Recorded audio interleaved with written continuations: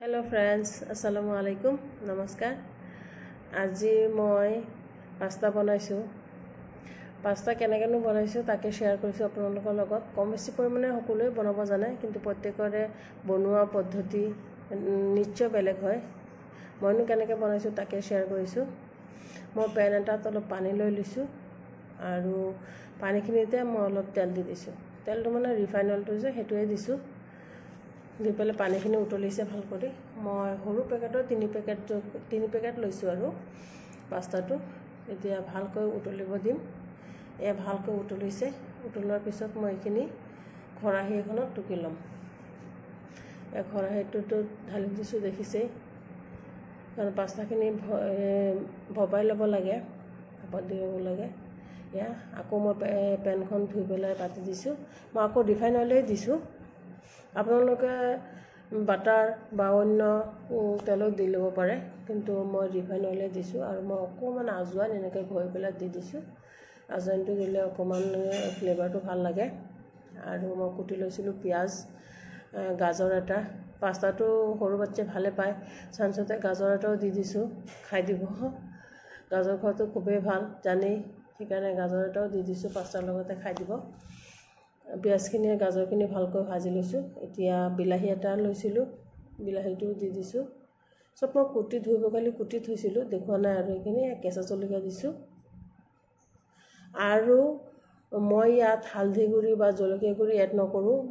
আপোনালোকে ইচ্ছা কৰিলে অকমান হালধি গুড়ি জলকীয়া গুড়ি কালাৰটোৰ কাৰণে কৰিবও পাৰে, আৰু যোনে মছলা খাই ভাল পায় দি ল'ব পাৰে, কোনো কথা নাই। চিলি ফ্লেক্সও দিব পাৰে। মই বাচ্চা খাব যেহেতু এখানে চিলি ফ্লেক্স দিয়া নাই, কেঁচা জলকীয়া দিছো। কেঁচা জলকীয়াটো কোনো অপকাৰ নকৰে, সেইকাৰণে কেঁচা জলকীয়াই দিছো। মই পাস্তাখিনিও দি দিছো, দি পেলাই অকমান নিমখ দিছো। আৰু মই ইয়াত মেগী মছলা যে আছে, মেগী মছলা পেকেট এটা দি দিছো। মেগী মছলাটো জানেই, বাচ্চাবিলাকে মেগীটো খায়েই, সেইকাৰণে মেগী মছলা এটা পেকেট দি দিছো। এতিয়া মই এইখিনিতো সিজিয়ে আছে আৰু বেছি মানে এটা ভাজিব নালাগে। তে মই অলপ সয়া সস আৰু অকমান টমেটো সস দি, সয়া সসটো দিছো, ইয়া টমেটো সসও দি দিছো। দি পেলাই মই ভালকৈ লৰাই পেলাই মই ওপৰত অকমান বাটাৰ দি দিম। তেলৰ পৰিমাণটো মই অলপ কমাই দিছিলো, দেখিছে আপোনালোকে। আৰু বাটাৰটো দিলে টেষ্টটো আহে অলপ। মই এনেই জেনেৰেল ধনিয়া নাই কাৰণে, কোৰিয়েণ্ডাৰ লিভটো নাই কাৰণে মান ধনিয়া পাত দিছো।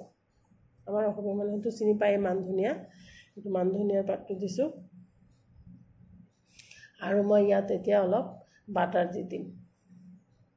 বাটাৰটো দিলে মানে অকমান টেষ্টটো ভাল হয়, সেইকাৰণে মই অলপ এচামুচ, বেছি নহয়, এয়া বাটাৰ দি দিছো।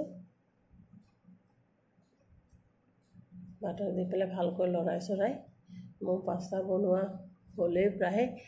বনোৱাটোনো কেনেকুৱা হৈছে আপোনালোকে জনাব। লাইক শ্বেয়াৰ কমেণ্ট কৰিব, ছাবস্ক্ৰাইব কৰিব। ভাল লাগিলেও ক'ব, বেয়া লাগিলেও ক'ব। ভিডিঅ'টো চোৱাৰ কাৰণে থেংক ইউ।